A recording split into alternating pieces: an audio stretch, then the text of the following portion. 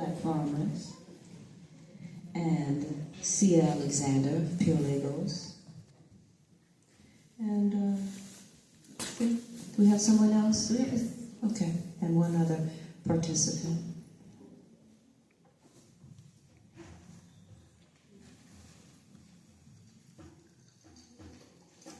I hope that your minds and your hearts are absorbing and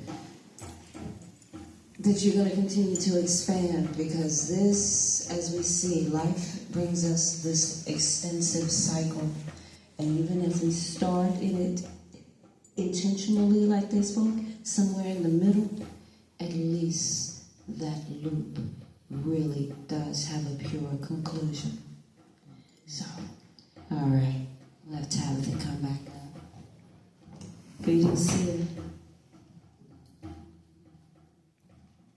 And thank you, Brother Muhammad. Thank you. I'll turn this back over to Miss Tabitha Birch-Buck now. Thank you.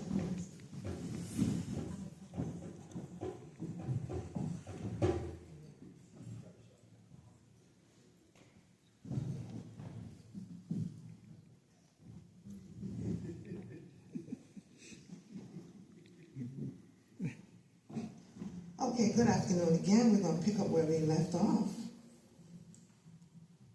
I'm hoping that, well, I know that you gentlemen were in the room when I read, and for the sake of time, the tribute that was on my heart is dedicated to all the panelists, not just those who were first up here. So I just want to thank you all so much for what you all are doing. This subject matter here, we're going to do the same thing. I'm going to allow for you all to introduce yourselves, and then I will read an excerpt, and then I'll ask for you all to respond from the excerpt that's read. Let me pull up all of the names.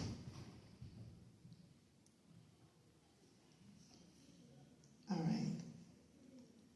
So, ladies and gentlemen, we have Mr. Shelton, or Brother Shelton Muhammad from Black Farmers, and Miss Sia, Sister Sia Alexander from Pure Legos.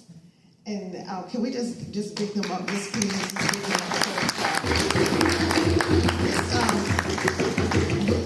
Their subject matter means a lot to me. It's exciting. I didn't know the background of each person. And it's great because I'm an educator. And I love to write, but also I'm a farmer. And so I look forward to speaking with you about farming. And I'm ever learning, you know, and I'm hoping I come into the full knowledge of it. But I realize with climate change and things going on and with the needs agriculturally and as a people, I have a lot to learn. So I look forward to learning from you. All right. If you could please, Brother Muhammad, if you could introduce yourself. And please tell me your name again, sir.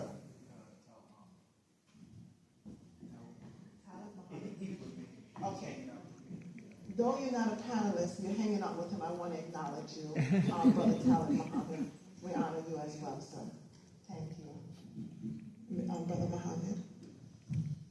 It's appropriate that I open up the way that we're taught by Minister Farrakhan to open up.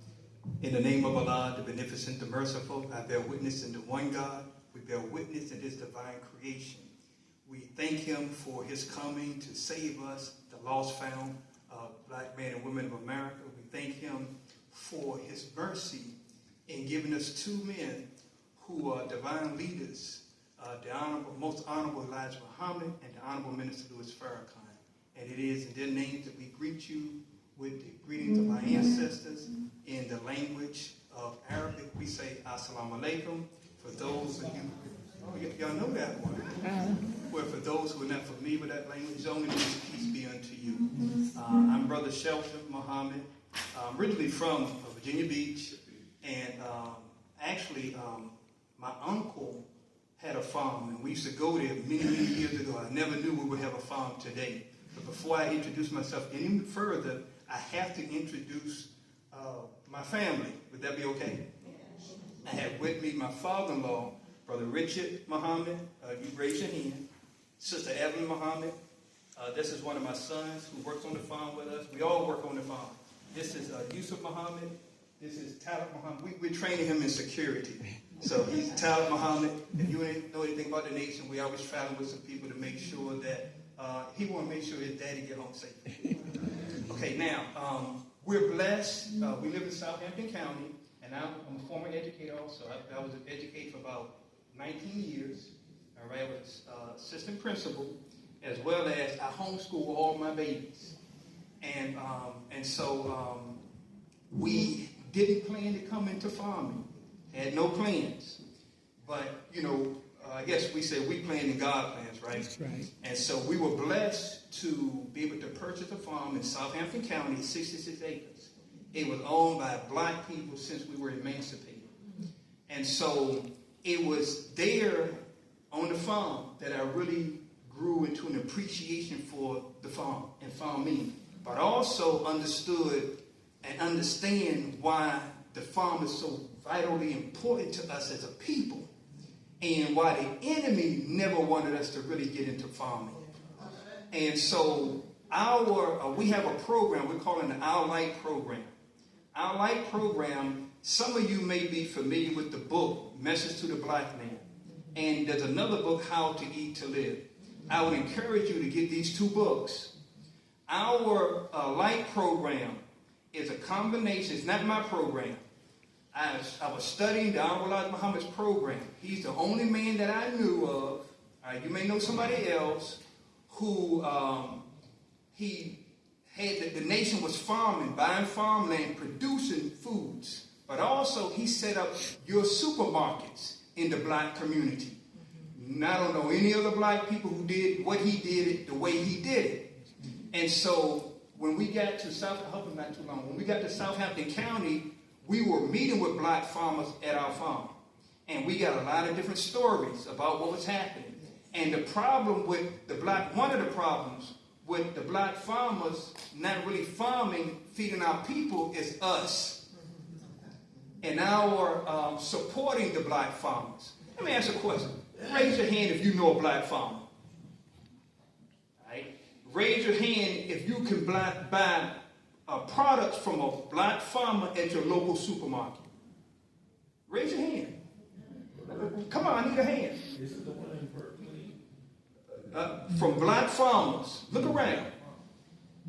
Do you know why you can't get food from black farmers? You're not supposed to.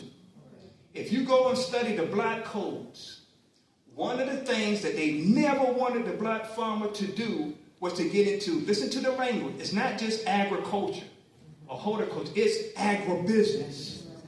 All right? Listen to the language, agribusiness. And when I studied the program, the farm program of the Most Honorable Elijah Muhammad, he didn't put it in that language. But what he said was, I'm going to tell you where to find it. You got to get the book now. It's on page 200. It's the last paragraph. And this is what he says. I'm going to end on this. He says, go to the farm. He didn't say you had to have one. He said, go to the farm. Till the land, produce your own food. All right? Now listen to these words. He said, stores, like grocery stores, warehouse, preserve for the seasons. Now I studied that. I said, wow, that's what the black farmers aren't doing. All right? Meaning, he said, look, grow enough food to store in a what? A warehouse. You have to process that food, package or can, right? And you have to set up stores. If the black farmers did this in our communities, right, for one, it would help the black farmer. Because the black farmers need you as much as you need the black farmer. Our health is tied to the black farmers. And the black farmer to be able to maintain his or her farm is based on your support. That's right. We're the only people who are almost completely dependent on the enemy. And in a few more days, because the young people outnumber the old farmers. When the old farmers are gone, we're left to whoever's going to feed us. And if the enemy, he don't love us, he determines our health and how long we're going to live. That's right. So the question is, once we get knowledge, and we all got knowledge by the blessing of the God. But it's what are we going to do with it? So what we've initiated is a program called Our Light Program. And we're trying to organize the communities in a fun way through line dancing. I got to advertise for a minute, right? And our first line dance, we call it Farm Fundraiser, is going to be at the book club in Portsmouth on January the 15th from 2 to 6. And y'all know people who like the line dance, come have some fun, but you got to wear your favorite farm attire. All right? What it's going to do, well, we're, my sons and a few others, we're in Southampton County. All right? We're set up, we've been working this week actually on what we call the farm store. We have to set up a store in the community so as we produce food and other farmers, we can feed our people directly. That cuts out the middleman. And I really want to encourage you, you got to support and find black farmers. Famine is coming. I don't care what you call your religion or if you don't believe in no God at all. Some of you older ones already know. You see the packages shrinking. Right. Prices are going up, but the packages are shrinking. So Minister Farrakhan has told us, as a people, we really don't, if we unite, all right, and develop that divine relationship with the Creator, we should not have to suffer. But if we don't establish that relationship and unite with one another, all right, we're going to suffer. All right, because food line is not going to always be there, nor with Walmart. Right. But if we as a people, really all people, turn back and establish a relationship with the God and go to the earth, we got a plan, but we need one another. All right? So I was there, and I said I would finish on the other one, but I was one of the organizers for the Million Man March in the Hampton Roads Tower area. And that was one of my greatest achievements. And when I meet the brothers and sisters that I met with years ago, I'm encouraging you all. We have to organize in our communities. We have to organize in our communities, and we have to connect with black farmers. That's part of what we are striving to do. We want to set up a warehouse, bring in products, different warehouses, different locations, bring in products from the local black farmers, set up stores. We start with co-ops. We can't deal with brick and mortar because it's too expensive. But we can deal with co-ops first. I got to hurry up. And then we can start to feed our people. So that's this light program. We got to give the youth jobs. They need jobs. We have to do that. So all us old brothers and sisters, all y'all old brothers and sisters, all right? Don't sit there and because you retired, man, you think your life is over. We have a responsibility to those who are behind us. You got grandchildren, you got children, you got people you don't even know. But they belong to us. So you can't quit and just retire and do nothing. You're still alive. When you lay down and you're in the grave, that's when you retire. That's when you stop fighting. Until then, you got to fight. And that's what I'm trying to encourage you to do. So the 25th of January, we'll see you at the book club. See, Alexander, if you could please introduce yourself and tell us what you're doing. Thank you so much. Hello, everyone. Hello, Sia. My name is Sia Alexander, and I am the curator of Pure Lagos African Art Gallery in Norfolk, Virginia. We also have Heal Love Now Organic Farm in Norfolk, Virginia, and it is located on historically African American owned land since the emancipation of our ancestors. We aim to heal the traumatic legacy of the transatlantic trade in human beings through the sharing of art in all its forms. Creativity, dance, music, paintings, food, gardening, farming, all the ways that we are creative, we at Pure Lagos share with the community. I'm happy to be here, and I look forward to your questions. Thank you so much.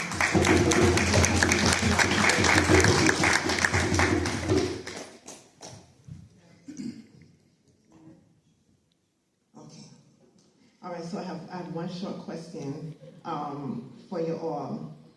So you have to just give me a moment to just think about what that short question is. Because I took so much from what both of you all are saying. I find a common thread between what both of you all have shared, and that you're using artistry. When we have the responsibility of being a farmer or a land steward, it requires creativity because we have to know how to work the land. Every soil is different. Every landscape, the topography is different. The amount of time that we can commit to our farming operation differs. The background of every person is different. And we are not in control of the climate itself as man has intervened, but we are not ultimately in control no matter how much we want to think that we are. And so it requires a level of creativity and artistry when it comes to having a vision for farming. Now, you mentioned healing, and Mrs. Alexander, you mentioned healing. So when we're talking about cooperative economics, I was listening to something the other day. There was a lady named Miss Goodall, and she spent many years in Tanzania. And she mentioned how economy is a word that's interchangeably used in replacement for ecosystem, because there are individuals in high places that really don't want to take responsibility and consider what's taking place in the waterways and the land and the air, because what their primary focus is just money. They don't care about the health and the well-being of people, particularly us as a people. So they take the word ecosystem, the land, the resources therein, and they say now economy. Okay, and so with that in mind, we have cooperative economics. We have to cooperatively contribute to the ecosystem that has been stewarded to our care as farmers. And you all have both found creative ways to do so through the line dancing programs for the youth. It's like a clarion call for people to come and get educated and have a farming experience and realize that the atrocities of slavery and that of sharecropping, that farming can look different for us. And so it's a call to healing from what took place to the transatlantic slave, and then just being here and traumatized from not being here, because there were many of us who were not here because of slavery. We were just here because we were surveyors and explorers, and we had rights here, and then for that to also be changed, and suddenly you're being told that you are no longer this, you fit now in this category. So all the different elements of trauma, how do you now foresee, and what is your responsibility? I just would say simple. So let me reverse, let me rewind, let me wheel that back in. Besides what you all are doing, how can we as consumers reawaken the people to how important it is to not just say we're going to support black farmers, black agriculturalists, black conservationists, and actually do it? I know that's a hard task, but what can we do? Because we'll say it, but we may not necessarily do it for convenience, for the sake of convenience. So what do you say to that? I think that's a very good question. And I would say the first step in getting people, all of us, to understand how important our dollar is, where we spend it, is crucial to not only saving our black businesses, but saving our own souls. We must invest every penny in the upliftment of our communities in order to support the environment. Because when we are healthy and happy and secure, then our environments start to upgrade and up-level to match our spiritual energy. So basically, it starts with each individual person investing in your own self-worth, taking every dollar that you earn and putting it into creating a higher level of existence for yourself, for your family, for your community. And as a result of each effort that you make, the environment that you live in will be upgraded. And that can be done in small actions. When you buy food, make sure it's from a Black farmer or an environmentally conscious business such as Pure Lagos. We sell food from Black farmers. We sell fruits and vegetables. We sell grains and rices and herbs and organically prepared Afropolitan foods. So this is a great step that you can take coming to Pure Lagos. And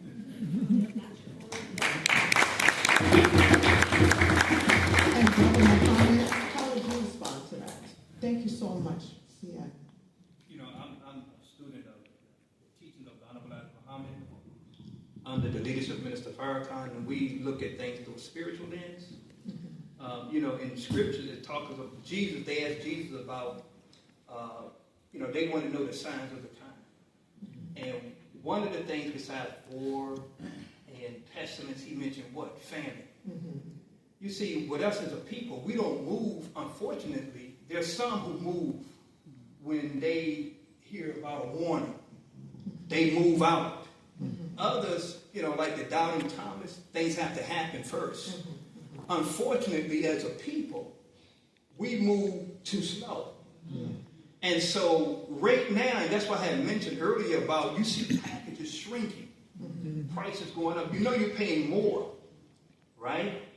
It has to get to another level before we recognize we need to do something different. And so that's why we're taught in Scripture that there'll be a point where we're going to be looking to eat our own children. Because it has to get that grave for we recognize we need one another to get through what we have to go through. So personally and truly, that God is going to handle that piece. Our responsibility, if we believe what's in the Scripture, or we follow what's in the Scripture, not just believe it. Because right now we say, y'all believe famine's going to happen. Everybody, most of all of us will say, we believe it. But the real question is, what are you doing about it right now? What preparational steps are you making? And if you ain't doing nothing but business as usual, all right, that means as times get hotter, you're going to find yourself in some hot water, desperate, all right? Because we look at these cities, and I really feel bad for you all in these cities. Because there's so many people. We're in the country. We know we're going to have some tough times too. But it's so many people stacked on people. And you all weren't taught to eat from how to live, most of you all. We eat 1 meal a day, 1 meal every 2 days. So going without food for us in the nation, that ain't no big deal. But you all who eat 3, 4, 5 meals a day, and all of a sudden you abruptly have to change your eating, it's going to be tough. And so I would encourage you to go back and see how our ancestors ate. We didn't eat 3 and 4 or 5 meals a day. That's for, you know, these merchant, these are commercial people who just want to feed you death. Right? And so, and all you have to do is look at our community. Really look at us health-wise. That's right. Then you know there's a problem. That's right. And all they're prescribing for you is pills. Yeah. That's right. And now you don't know anybody who was healed from pills. They died from the same thing, but the doctor who prescribed the pills, he's still rich, but he died from the same thing. And so I would encourage you to get how to eat to live, but we're going to be forced to come together. That's right. When we were emancipated, it was no problem with us. We recognized who the enemy was. So we willingly came together to do the things we had to do. Now, some of you know when we were emancipated, we built towns, right? You know, we built over 60 towns, black towns. And in fact, if I was with Dr. Reverend Al Sampson, he wanted to set up, we were working on a project. He wanted to set up 5 closed food systems in black towns that we had developed. One was Princeville, North Carolina, so we were working at it. But the problem was, he thought the enemy would flip the bill to free black farmers and black people. It doesn't happen like that. We have to work out our own liberation. We have to do that. So we want to be free and we want better health. We have to take the responsibility for ourselves. It's nobody to blame but us. All right? We got all these educated people. We got all this money from the act. We got so much that we're the richest slaves ever. But we're poor. All right? Because we're not united. All we have to do is unite. But answer to that, that God is going to, you see what's going on with the weather. That's right. If you are in farming, you see how the God is dealing with the farmers. You can't predict when you're going to plant anything. That's right. You know, you can get all the, what's those calendars that they used back in the day? You can get all you want.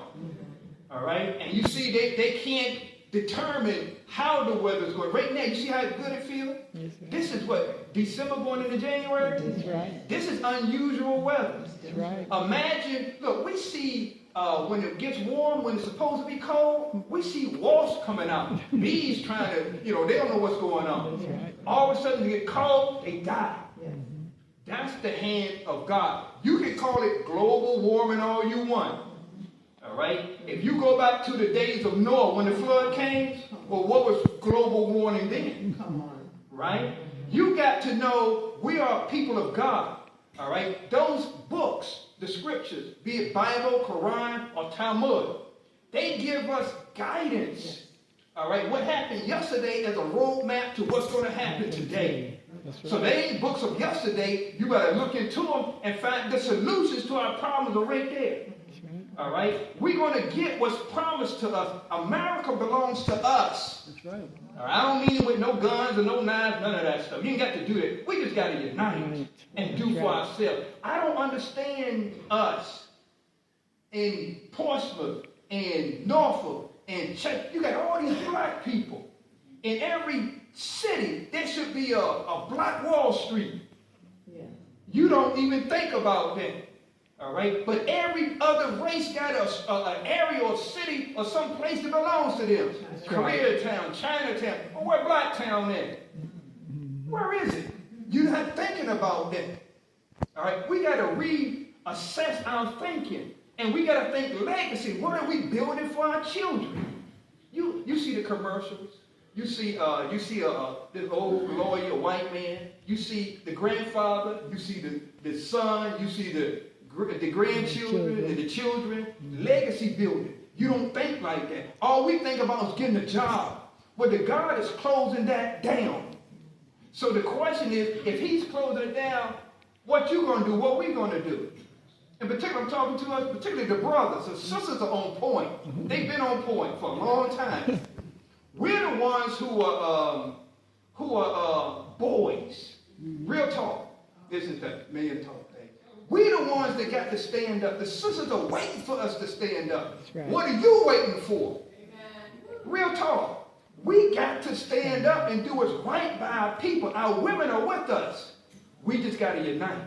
So we don't have to worry about a win. The God will use the forces of nature like he's using. Right. To make us come together. And when you ain't got no food in your cupboard, the neighbor that you think you didn't like, they got plenty over there, you either going to unite with your neighbor or you're going to try to rob your neighbor. That's right. One or two. There was a sister here I was talking to, right there. She was telling me she was doing a garden. All right? And that's great. Everybody should, I think one of the wars, World War I, II, or one of those, they had the people do community gardens. You all need to do gardens. That's right. Think about grow something. If you ain't got land, do some pots. Do something to start growing food for yourself. That's right. Do something. You have no excuse. You may have to get better water because the water around here ain't that good. But you may have to but grow something. Find black farmers. Unite with black farmers. If you know something, direct it to us. We're trying to organize the farmers. We want to set up farm stores in all of our communities. We can't do it without your help. We're not worried about if the God won't bless what we're going to do. All right, we're taught as long as we have a relationship with the God. Minister Farrakhan told us, and he told many of you who were listening, you don't have to worry about rain. The God knows everything we need. We just have, it don't matter about your religion either. All right, let's get that out the way. Because we're talking about the essence of God in us, connecting with the source and being righteous. We can't even unite unless there's a moral development. I can't unite with you. You can't unite with me. You're looking at my wife when I turn my back. So there's a moral character that has to be developed for us to even unite. So there's some things there that we got to get out of the way, so we can come together like everybody else. Look, everybody, all these other races got problems coming together. They got bad people in their community. They got lies and thieves. But they'll come together. They'll say, well, I'm sorry, like the minister said. Then they go back and steal some more. Right? But they come together. That's right. We have to look at the key problems in our communities. That's where you start. In our communities, in our cities, like we did during the Million Man March. We can't sit here and bring up all the problems. We'll never come together. But we got to look at what problems do we have that we can unite on and solve those problems together. Right. And then we solve those problems. Everything else will work out itself. We don't have time. So, the God will handle the weather. We just got to come together. You remember the theme of the Million Man March? If my people who are called by my name would humble themselves and pray and turn from their wicked ways, then I'll hear from heaven, all right, and forgive your sins and do what? Heal what? The land. That's the people and that's the land. It's a relationship that we're missing with one another and with the God. So all we have to do is go to work and unite. Stop wasting time. All right? Very well. I thank you so much for that. I thank both of you all. So if I can recapitulate what was just said. So to answer the question, what can we do to get people to not just hear, but do, actually support? Based off the responses that Sister Sia and Brother Muhammad gave, we need to, the main thing is personal accountability. Personal accountability. To recognize the importance of our dollar. To recognize the importance of our health. We need to find common ground to unite. We need, and that requires some soul searching. And then holding ourselves to accountability for morality. There has to be something, because how can two walk together unless they be touched and agreed? So we have to find a place where we are touched and agreed in these points, to recognize that our money has value. We work hard for it. We're to be stewards over it and not wasters of it. And we have a right to consume it within our community and not just to blow out in air and to build up the wealth of another community. Our health should be in our own hands, because we have the power and the ability to heal through what we eat, the choices that we make, the things that we grow, right? And then we have a responsibility to support black farmers. Yes, to support them, and then also to make sure that we have a moral responsibility to one another, and to not be blinded by the things that are in media that will try to dull our moral compass, but that we will remain sharp. And I believe that's what you all said, and I hope that this is something that drives home. I thank you all so much. I didn't bother to read the article because you all covered really what it was saying. But there's one question in there that resonates, and it says, where are we now? Where are we now? From a farming perspective, after the emancipation of slavery, there were far more black landowners than there's currently today. Unfortunately, we own less than 10% of the land in the United States. And at one time, we had over 70-80% of the black community were landowners. And now we are less than 10. Actually, I believe it's less than 5. You all can do the research on that. And in the United States, the average age of the farmer is 65 years old, and in Virginia is the upper 50s to latter 60s. That's based off of an older census that was taken. If you look at it now, then the numbers have even gone up more significant, and many people want to get away from farming. But that is part of our legacy as people of the earth, that we have the right to see the earth yield fruit for us to eat and to consume. I remember the book, Eat to Live by Honorable Elijah Muhammad. I was like 12 years old. My mother took me to a bookstore. And that book just stood out to me. Long time since I've been 12, so the book, and some time, but it stood out to me. And when you say regardless of religion, I really respect that, because we are spiritual people. And so our religion may divide us sometimes.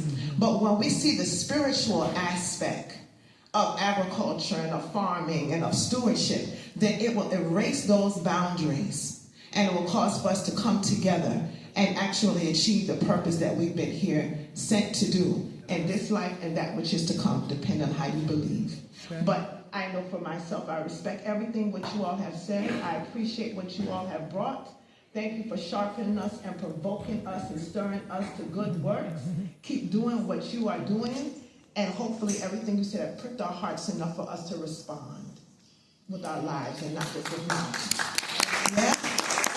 And I thank all of you all for the time that you all took. Oh, is that everybody? Let me take a picture of that. You can go online and you'll see our light program. You see these young brothers on the tractors. Go there and support our work. Our work is just not Southampton County.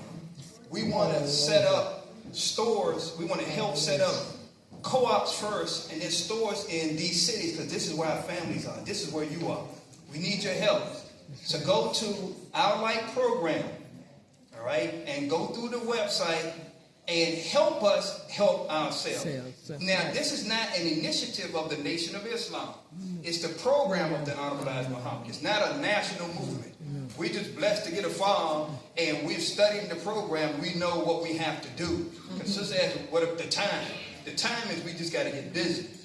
And everything else will take care of itself. So look, go to our website, our light program, and you see these handsome fellas. You see him, and a couple other young soldiers. And help us to help our people. That's us. That's all we ask. Thank you. May God bless you. Thank you. Thanks to you all. I'd like to now turn the program over to Ms. Felicia, and thank you all for you. Oh, I'm sorry. Are there any questions? The book club? It's important behind the 620 High Street Court. It's a beautiful bookstore. 620 High Street in Portsmouth. And if any of you all need any assistance with farming, and this is to you as well, because we'll talk later. One of my coverage areas is Southampton County, and we'll talk more about that. But if any of you all need farming assistance or gardening assistance, then please, you all are also welcome to contact me. My name is Tabitha Bug. I wasn't planning on sharing that. But please see me. My number is area code 804-892-2997. And part of the purpose of what I do is to educate our people on some of the programs that are available to us agriculturally, and in terms of conservation and land stewardship and ownership. So that's part of what I do too. So I'll be glad to help you. Thank you.